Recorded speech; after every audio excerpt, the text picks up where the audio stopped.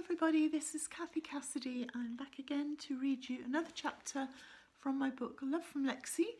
Also a very quick introduction to my other dog. This is Finn McCool, and he is a lurcher, but very different kind of lurcher to Ziggy, the one that you met yesterday. Ziggy is kind of grey and hairy and totally mad, and Finn is sleek and whippety and very cool and a little bit grumpy if he doesn't get to have his sleep. So I'm going to read you see whether Finn wants to settle in or not, or whether he's going to zap down and go back to his cushion. Can't really tell. But I wanted to start off by reading you the letter that goes before chapter 8 of the story. I hope all of you are doing well, coping okay with the whole lockdown thing and not going too stir crazy, but here is your daily 10-minute escape into the world of Lexie and her friends. So the letter before chapter 8, I'll try and show it you if I can. Probably got that wrong, but hey. It says, "Dear Mum, remember when I was little in Scotland and you showed me how to make a musical shaker by putting dried lentils in an old margarine tub and painting the outside with acrylic paint? Remember how I loved it? I never was all that musical, but things have got kind of muddled up here and I seem to be in a band with Happy and Bex and a load of other people I don't even know. I'm supposed to be playing the tambourine, so I can't go too far wrong, hopefully. It's all a little bit weird, but it might be fun. I'll keep you posted. Love from Lexie." And here is chapter 8 proper. It's called I'm with the Band. And Finn is just snuggled up on my knee listening, so hopefully he'll stay there through the whole chapter. We'll have to see. Overnight, our friendship group widens. Instead of sitting in our usual huddle at lunchtime, we are joined by Jake Cook, Sasha Kaminsky and Romy Thomas. It's a little awkward, but everyone smiles a lot and at least we have something to talk about. The rest of the canteen seemed kind of curious too, judging by the looks and whispers we're getting. Jake says he's willing to do anything, ideas and sound and tech stuff, whatever. I just want to be useful, he says. Sasha wants to know what type of music we'll be playing and whether I've thought about band identity and styling. I tell her I haven't and scribble a note in my jotter to think about those things. It's all a little bit overwhelming. Romy just wants somewhere to sit that isn't the corner all alone, and I feel guilty that I hadn't thought of inviting her to hang out with us before. She looks so obviously lost. A hard-faced girl with a mouthful of chewing gum stops at our table. "Are you Lexie?" she asks me. "You're with the band, right?" "Marley said I should speak to you." I straighten my shoulders. "Yeah, I'm Lexie. I'm with the band." I like the sound of that. I like it a lot. "So, can I help you?" "Depends," the girl says. "See, I'm like a really, really good singer. I can do Adele, I can do Rihanna, whoever you want. Everybody says I should go on the X Factor. I mentioned it to Marley in French this morning and he told me to let you know." "We've got a singer already," Bex replied. "Sasha here. But if we need anyone else at any point, we'll definitely keep you in mind." The hard-faced girl curls her lip. "I might not be available by then," she says. "I have a lot of offers on the table. And once I audition for X Factor, well, that's that, obviously. I'll be under contract. I was just thinking you might like the help, you know? A voice that would get you noticed. Marley's a really good friend of mine, so it was a favour for him. He'll be very upset you can't fit me in, but hey, no skin off my nose." She casts a disgusted look around the table, and I panic and wonder if Bex has been too hasty. If Marley sent her, he must think she's good, surely. I'm tempted to say she can join if she wants to, but Bex is too quick for me. "We can't," she says sweetly. "Sorry, Charlene, you should have auditioned yesterday, like everybody else. I'm surprised Marley didn't mention it to you before, what with you being practically a superstar and all." Charlene rolls her eyes. Your loss, she snarls. A word of advice, though.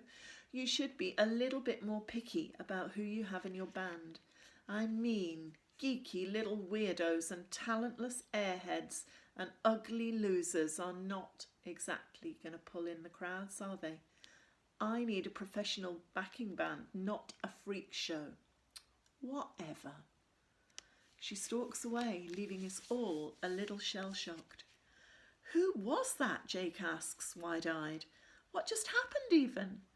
Charlene Scott, well-known Year 10 bully, Bex explains, vain and spiteful with a cruel streak thrown in for good measure. I know her well, Sasha says sadly. Me too, Romy whispers. Okay, narrow escape, clearly, although bullies may be just as lost as the rest of us. More so, probably. Guilt washes over me. Were we maybe just a little bit harsh? I wonder out loud. Us? Beck snorts. Wake up, Lexie, that girl's bad news. Come to think of it, Marley is bad news too. And me, possibly. Trust me, there is only so much of that you can have in a band. I think she used to go out with Marley, Happy comments. So did half the girls in this school, Bex says. I don't care who she used to date. I don't want her messing up this project. Seriously, Lexie? I bite my lip. She just called us all geeky little weirdos, Lexie, Happy reminds me. She called me a talentless airhead, Sasha adds. Nice. And well, you heard what she called me, Romy whispers. She's right, isn't she? I don't fit in. And I'm, well, what she said. It's not the first time I've been called ugly, and it won't be the last. I don't belong in the band. I should have known it was too good to last. Her eyes brim with tears, and I know if I don't say something fast, this whole band will crumble into dust before it even gets started.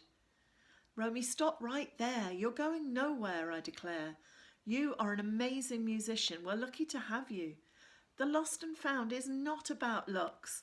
Not that I'm saying you've got anything to worry about in that area, though. I stumble to a halt before I get in any more of a tangle. The truth is, Romy doesn't look her best. Her hair is lank and her skin is sprinkled with blackheads. She's pale and tired, as if she hasn't had enough sleep and doesn't see enough sunshine. Do I look like I'm in a band? Happy challenges. Do any of us? Come on, Romy, we're just a big bunch of musical misfits, that's all. Nobody cares, only Charlene, and she is full of poison and spite. Why waste time listening to her nastiness? Romy tries for a shaky smile. We're a work in progress anyhow, Sasha states.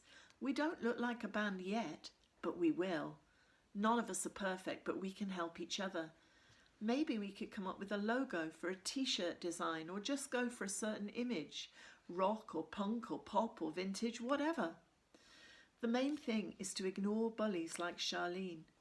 Seriously, Romy, I plan to.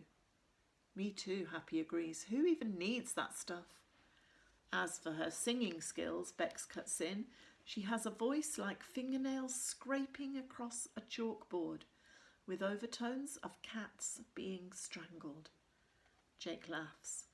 We haven't even existed for a day yet, and already we're causing a stir, he says. People want to know what we're up to. People want to join. We should definitely be running a publicity campaign and do some posters. Cash in on the speculation. Keep people guessing. Social media too, Happy says. Facebook, Twitter, Instagram, all the usual suspects. I write all this down in my notebook. I can see the Lost and Found may turn out to be quite a bit of work. But I don't care. It's exciting. It feels like we're on the edge of something cool, something awesome. Maybe. We go back to our dinners. Bex and Jake are bonding over marketing ideas. Happy, Sasha and Romy are forming an unlikely alliance to discuss style and image.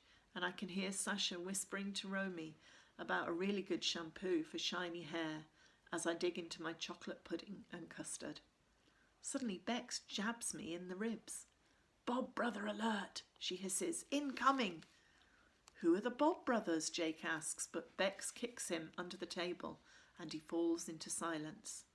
Out of nowhere, Marley saunters over, grinning, a guitar slung over his shoulder.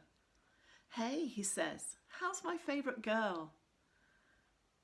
I feel my cheeks turning a pale shade of crimson. "Don't know. How is she?" I quip. "Who is she? Tell all." "She's you, idiot," Marley says, sliding into the chair next to me. "Stop playing so hard to get. You're my musical genius partner in crime, and you know it.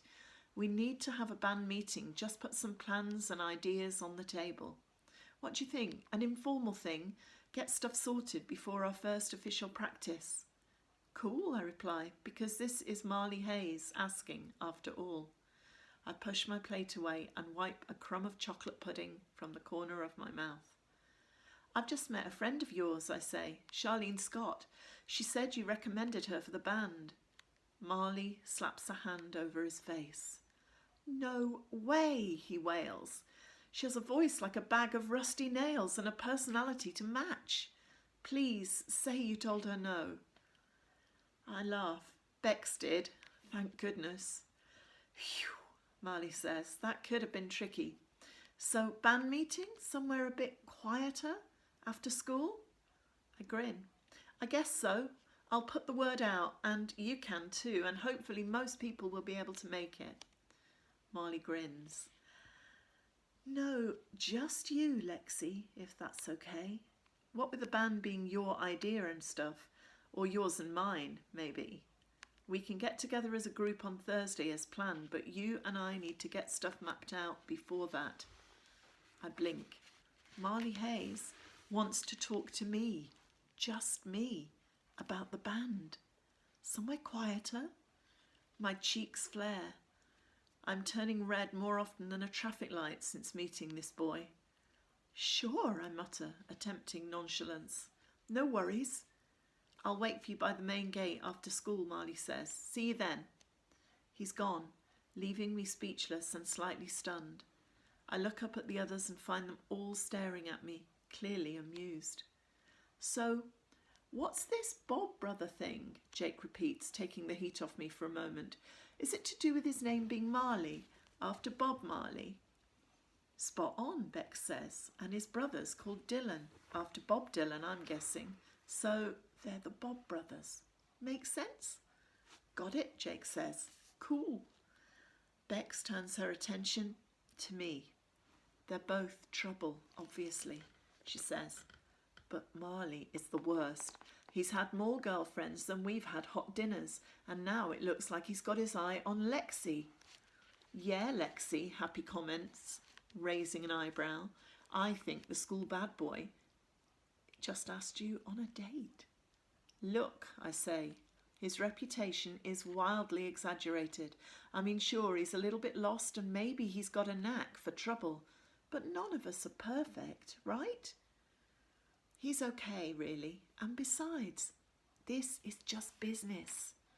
"Keep telling yourself that, Lexie," Bex says, laughing, "but I'm telling you that boy does not have business on his mind."